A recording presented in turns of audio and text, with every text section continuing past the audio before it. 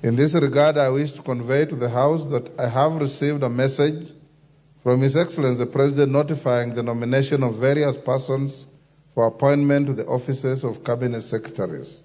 In the message, His Excellency the President conveys that in excess of powers conferred on him by Articles 152(2) of the Constitution, as read together with Sections 3 and 5 of the Public Appointments Parliamentary Approval Act 2011, he nominates various persons for appointment to the aforementioned offices.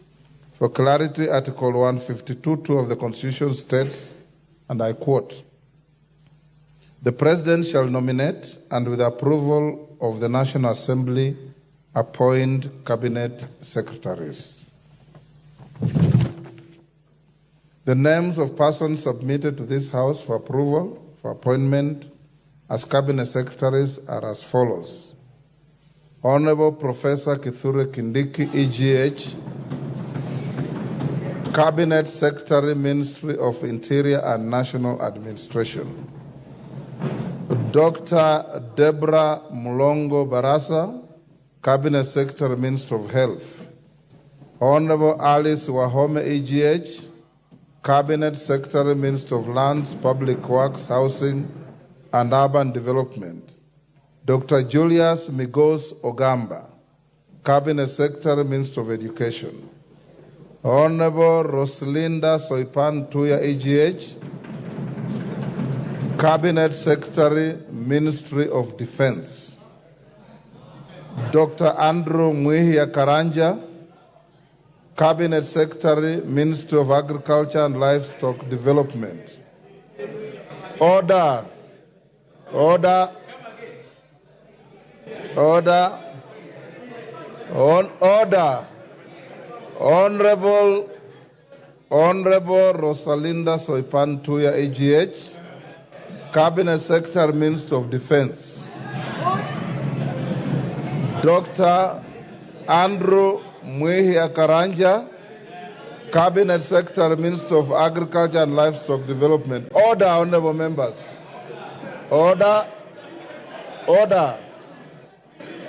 Honorable Aden Bare Duale, EGH, Cabinet Secretary, Minister of Environment, Climate Change and Forestry. Order. Mr.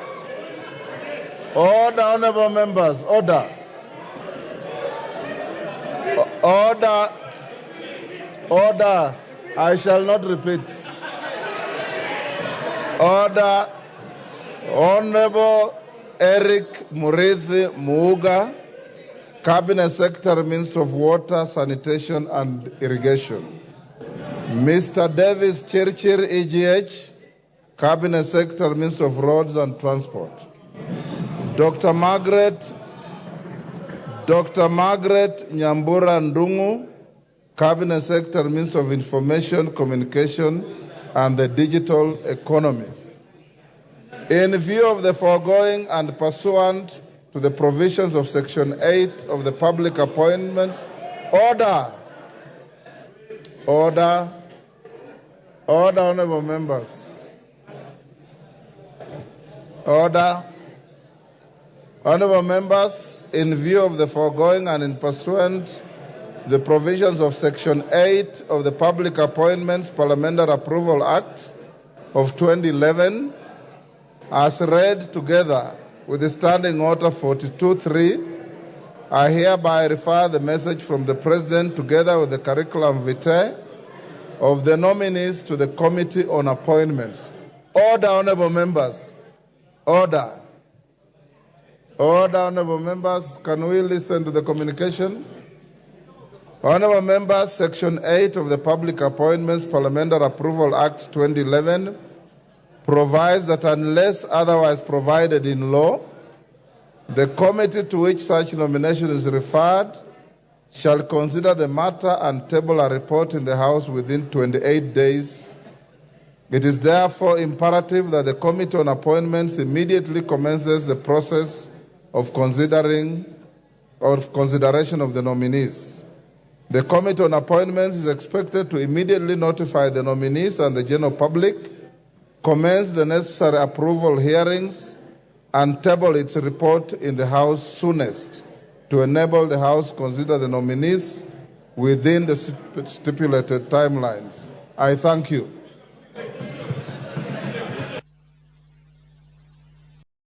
Next. No. Hakuna. Order.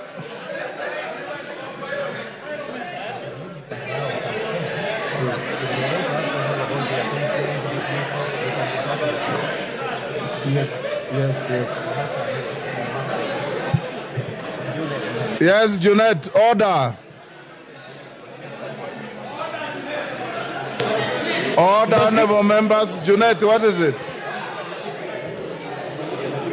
Huh? Yeah. Mr. Speaker. Order.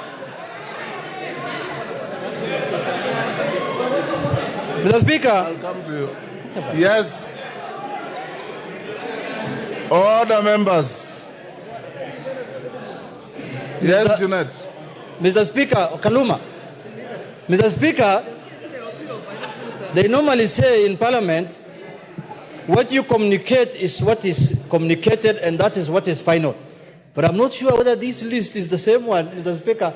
We cannot change your records in Parliament, but we are really in doubt whether this is the real one. But we shall wait. Mr. Speaker, having said that, Mr. Speaker, I want to speak on this matter and say this.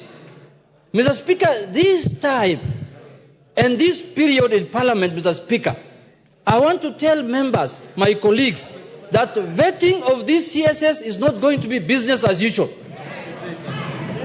This time, Mr. Speaker, and this time, Mr. Speaker, I repeat for the third time, if somebody is not suitable, if somebody is not capable, if somebody doesn't have the capacity, we are going to throw him out, Mr. Speaker. We must do justice to Kenyans, Mr. Speaker, and we must do our work properly this time, Mr. Speaker. Mr. Speaker, I participated in the vetting of the last CSS, Mr. Speaker. We know what people told us in that vetting, and we know there are people who have come back. If your records of net worth is not colluding or is not balancing, Mr. Speaker, just know we will throw you out of the window, not even the door. Mr. Speaker, the responsibility of making sure who is suitable and who meets the requirement of becoming a CS is vested in this House, Mr. Speaker, through the Parliamentary Approval Act. Honorable Junet, I'm finishing, Mr. Speaker. You are a member of the vetting committee. Mr. Speaker, I'm concluding, Mr. Speaker. Mr. Speaker, it is this House that is going to make sure it is this House that is going to make sure, Mr. Speaker, Kenyans get value for their money. It is this House that is going to make sure, Mr. Speaker, if you know brothers and sisters who have been nominated, if you know you don't qualify, please leave early before you come to this House. This time we will put you in front of Kenyans bare, Mr. Speaker. Bare. Naked bare, Mr. Speaker. Mr. Speaker, Kenyans are tired. And Kenyans are saying that they don't mind anybody becoming a CS. They want to have CSS in offices, but they want to have the right people who are qualified, Mr. Speaker. And we are going to do our constitutional mandate, Mr. Speaker, to make sure, especially for those who are in offices before and who have been brought back, you will see what we are going to do to you people, Mr. Speaker. With those few remarks, Mr. Speaker, I am prepared in the vetting committee to kutana na hiyo watu mundu kumundu. Thank you. Yes, Comcat. Remember, honorable members, we don't debate communication such as this. Yes, Comcat.